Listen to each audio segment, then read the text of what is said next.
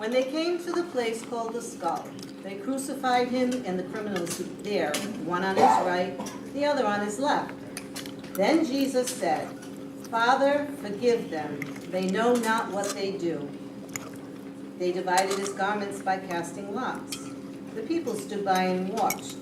The rulers meanwhile sneered at him and said, "He saved others. Let him save himself, if he is the chosen one, the Messiah of God." Even the soldiers jeered at him. As they approached to offer him wine, they called out, "If you are King of the Jews, save yourself." Above him there is an inscription that read, "This is the King of the Jews."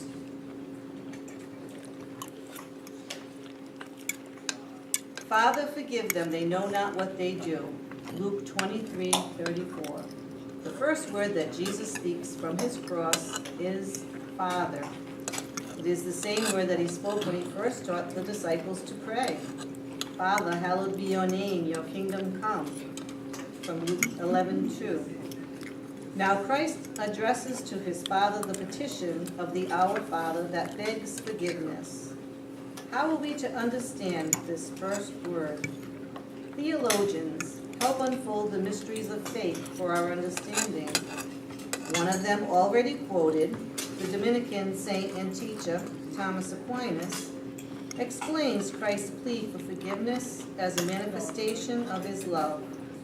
To show the abundance of the love which led him to suffer, Aquinas assures us, Christ on the cross sought pardon for his persecutors.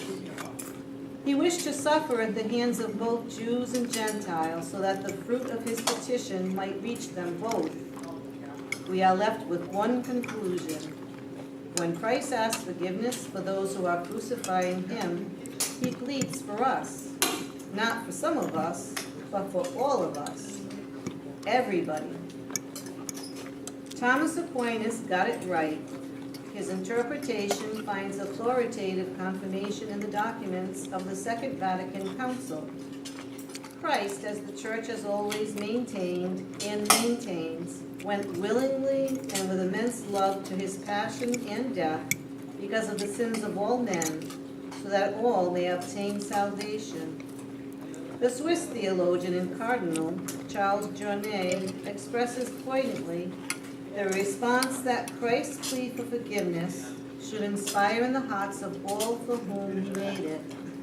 "O Jesus, my God, make me realize from now on that it is I who made you bleed."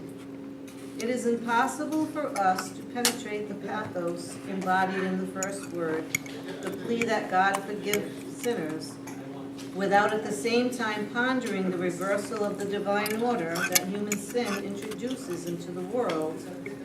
If sin matters not a whit to us, then neither will pardon for sin. Those who do not recognize the life order that sin destroys do not await the rectification of their transgressions. Those for whom the good means nothing do not rejoice when the good is restored. Those impervious to sin remain impervious also to forgiveness.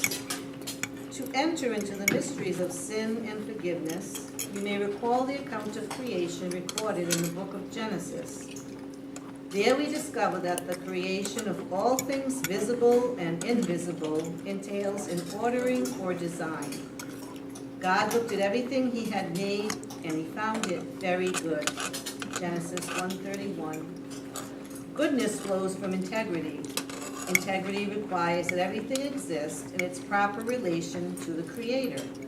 Catholic faith proceeds upon the conviction, one held moreover through both faith and reason, that there exists an ordering between God and intelligent creatures, angels and men, and between them and everything else that exists in the material universe.